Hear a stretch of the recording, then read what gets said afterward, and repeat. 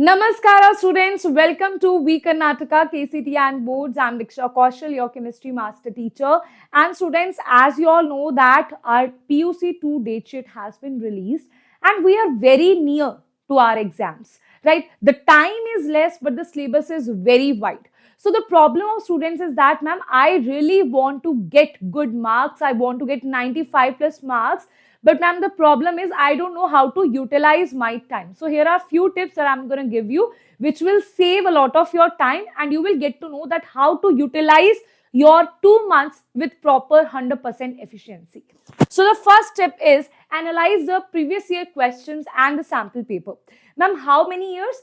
5-year previous year question for each subject you have to analyze. You have to see the previous year topics that are frequently asked and analyze the pattern with the sample papers, right? Now, after that, what you need to do, match the sample paper and that year of question paper, that how much similarity was there. That will help you a lot in understanding that how sample paper and the exact question paper are in link with each other. Now, third thing is you need to focus on the previous year topics for each subject, right? Don't avoid that. Also, what you will see that in the syllabus, the high weightage topics are similar to the previous year topics only. So, these three things will tell you what you need to study, right? And what you don't need to study, where you don't need to invest your mind, right? Second thing is follow NCERT strictly. Don't follow random books here, right? Yes, for question practice,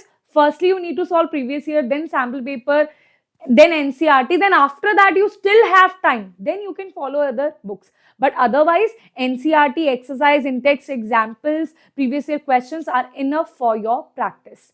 Next thing is daily targets. Now, you should, this so I always tell that students, you should have daily targets. But what is unique here that when you're very near to your exam, you just don't need to follow the theory part here. You also need to see the questions here, right? So whenever you are solving any chapter, you are just going through the concepts here. Immediately after that, do the questions as well, right? It's not like today, Monday, I'll do the questions and maybe next Friday, I will again start with the chapters and the questions. No, right? When you're doing the theory part, only then you need to do the questions, okay? Right? This will really help you to relate what you have understood in the concepts, right? Next thing is, ma'am, what should I pick first? So, easy, tough, or moderate. So, on daily basis, you need to pick all of them. EET rule. That means you need to have one tough topic daily. Easy, easy, tough, right? That means one tough chapter. For example, you find physics difficult. So, what you need to do, in the start of the day, in the morning, you need to pick the tough chapter, right? Go through the concept because your mind is very fresh here, right? After that, solve the questions, right? Your mind will get tired after that, right? Then you can proceed with the easy chapters that you know that you can easily complete even if you are tired. So this is how your full day will be consumed, right? Next thing is Pomodoro Technique. Now, what is Pomodoro Technique? Guys, Pomodoro Technique simply means that you need to have break in between, right? In bits and pieces, we have to do things. Now, that means, for example, you are thinking that I'll study for 4 hours straight, right? In those 4 hours straight, it's not possible that you will not get distracted.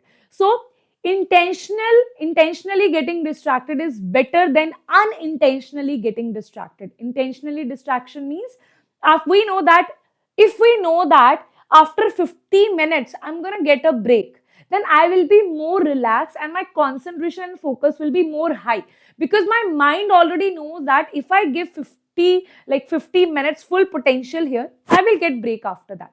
But if your mind knows that I have to study here for 5 hours straight, then your mind will lose the focus. So you have to trick your mind here by giving break after every 50 minutes. Why not 25? Because it's high time. You should stop 25 minutes and 5 minutes study. You should have 50 minutes of focus time right now because that is very important 2 months before the exam. Right? Now guys, next but the most important thing is make short notes. Now what do you mean by short notes, ma'am? See guys, 2 notebooks you need to have when you are reading the concepts. First thing is where you're doing the rough work. That means you are writing the reactions, formulas, writing it again and again. so that your mind can retain those things. But short notes are after completing the concept, after going through the questions, you will just write down maybe in 1 or 2 pages, not more than that. In 1 or 2 pages, you will just write the most important things of that chapter that your mind is skipping, that needs a little bit of cramming, that needs formula revisions, right? All these things you will write in a short notebook, right? Now, this notebook will be beneficial for you when you are in the Feb month, you want to revise things, you want more practice. So you will revise from that theory and that's it. Right? After that, you will go along with the sample papers, mock test, previous year questions, and repeatedly you can solve. Right?